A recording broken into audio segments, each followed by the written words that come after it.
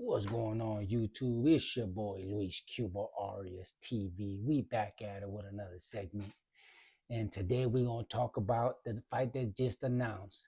Virgil Ortiz is fighting Erickson Lubin for the WBC interim title. That's right, in Dallas, Texas, November 8th, live on the Zone. And first off, I want to start off by giving one of these to Virgil Ortiz and his team. He's been a dog. Virgil Ortiz has been at the top, fighting with a lot of top guys for a long time. He should have been fighting for a world title. And one thing that I do appreciate, I do like about Virgil and his team is that this time he publicly came out and said he wanted to fight the best. Originally, they were trying to fight Xander Zayas. They sent him, a semi-offer, which Xander and his team are going to say wasn't an offer, but there was a venue. There was a pay-per-view split. The fight definitely could have happened. And they publicly called out Xander. Oscar De La Hoya came out and said Xander was ducking. They put the email out. So, shout out to Virgil for trying to fight the best. And he couldn't get the Xander fight. The next best possible fight was against Erickson Lubin. And it's a very good fight. Lubin actually, he's been ranked number one for a while. He's won an interim title. He's won a world title eliminator several times. He was number one in the division years ago, still number one in the division. So it's a very tough fight for Virgil and for Erickson. And the fact that they're squaring off is a very good thing. And I think it's a very good fight. Very stylistically, it's perfect. It's the aggressive, strong guy versus the very good, slick boxer. And, it's gonna be a great fight. So Virgil Ortiz right now, is 23-1, 23-0, 23-0. My bad, bro. My bad. 23-0, 21 KOs. And one thing that I do find that's very impressive that I've just been looking at, he's had 10 scheduled 12-round fights. This is about to be his 11th scheduled 12-round fight. His last two were against two very tough guys. He fought Israel Madrimov and Serhiy Boachuk back to back, both 12-round fights, both for the WBC interim title, and he was able to beat both of them. He actually beat Madrimov, I thought a lot smoother than Terrence Crawford did. Terrence Crawford had fought him to fight before, but with boxing, it's all about timing. It's all about fighting the right guys at the right time. Madrimov should not have fought Virgil right after that tough fight with Crawford, but he did, so props to him. But still, Virgil was able to come out on top. And Virgil's been doing his thing. I mean, granted, out of those 10 fights that were all scheduled 12, he knocked 8 of them out.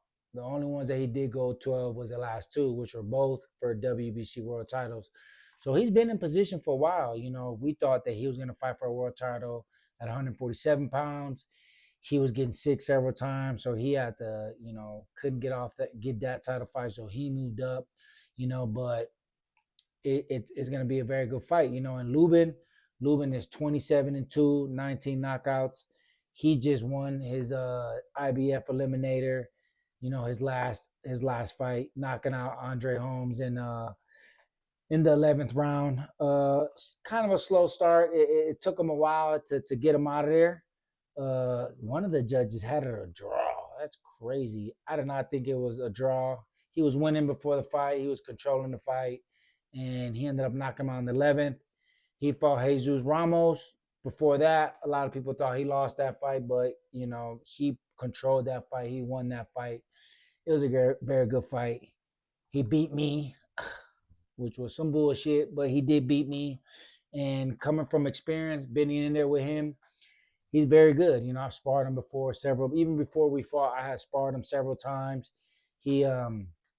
He's fast. He's very fast. He's very strong. He has very good feet.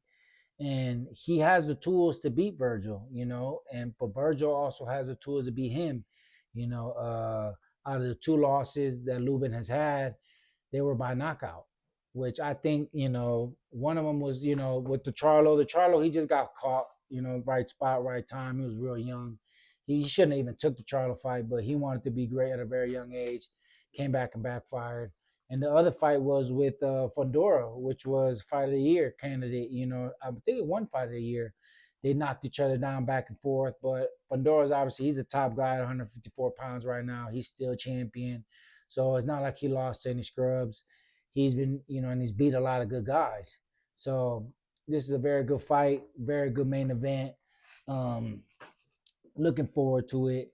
They offered me a fight on the undercard, so it looked like your boy coming back on that undercard, so time to get stuff serious, get serious. Golden Boy want me to take one of their young boys to deep water and see what they got. So they let me know in advance, so I got time to get ready. But this ain't about me. This is about these two good guys that are about to fight. It's gonna be a great fight at 154 pounds. Dallas, Texas. Lubin's coming into um, Virgil's territory, kind of. Where is Virgil from? Actually, Virgil is from Grand Prairie, Texas, Dallas, Texas. He is going to his hometown. So shout out to Lubin for even taking that fight. He actually skipping a title fight because he won the eliminator to fight Virgil because it's a much bigger fight. It's a very good fight. Looking forward to it. Like, comment, subscribe. Let me know what y'all think about this matchup. Gonna be a good fight night. Let's go.